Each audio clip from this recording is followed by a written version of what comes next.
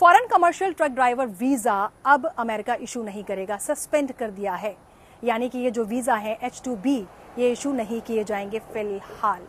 Secretary of state Marco Rubio ने इस बात का ऐलान किया।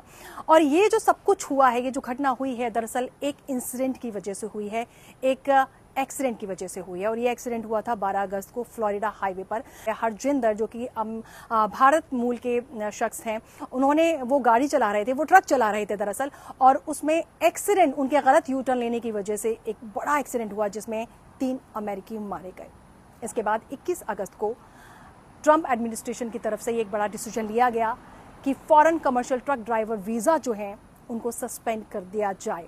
और इसका असर जो है वो ट्रक ड्राइवर्स पर साफ तौर पर देखने को मिलेगा। दरअसल जब 2025 की शुरुआत में ही कहा गया था कि 65,000 वीज़ा जो कमर्शियल ट्रक ड्राइवर हैं उनको इशू किए जाएंगे, ऐसा लग रहा था कि उनके रास्ते आसान होंगे, क्योंकि जो ट्रक ड्राइवर्स हैं वो करीब 5 से 6 लाख रुपए कमाते हैं, क्योंकि एक हैंडसम सैलरी होती है जिसके चलते बहुत सारे लोग जो हैं ख़ास तौर पर भारत से वो इस पेशे को अपनाना चाहते हैं और वीज़ा इशू करवाते हैं। वीज़ा है H-2B, लेकिन अब ये foreign commercial truck driver visa यानी कि H-2B पर पॉज लग गया है, हॉल्ट लग गया है, और ये अभी फिलहाल इसको इशू नहीं किया जाएगा। लेकिन ऐसा लग रहा है कि जैसे कि ट्रंप एडमिनिस्ट्रेशन को, अमेरिकन प्रेसिडेंट डोनाल्ड ट्रंप को शायद कोई बहाना चाहिए, क्योंकि जिस तरह से इंसिडेंट हुआ उसके बाद तुरंत ही ट्रंप एडमिनिस्ट्रेशन ने यहाँ पर एक सख्ती दिखाते हुए जो कमर्शियल ट्रक ड्राइवर लाइसेंस है उसको सस्पेंड कर दिया है। अब हालांकि ये बहाली कब होगी फिलहाल तो नहीं कहा जा सकता, लेकिन रूल्स एंड रेगुलेशंस को, वीज़ा के रूल्स एंड रेगुलेशंस को ट्रंप एडमिनिस्ट्रेशन